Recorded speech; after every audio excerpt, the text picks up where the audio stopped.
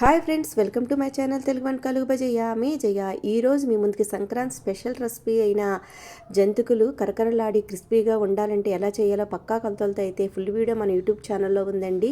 ఆ లింక్ అయితే ఈ వీడియోని ఛానల్ నేమ్ కింద ఇస్తాను. ఓపెన్ చేసి చూడండి. ఫస్ట్ నుంచి లాస్ట్ వరకు చూస్తే నేను ఎలా చేసానో అర్థమవుద్దండి.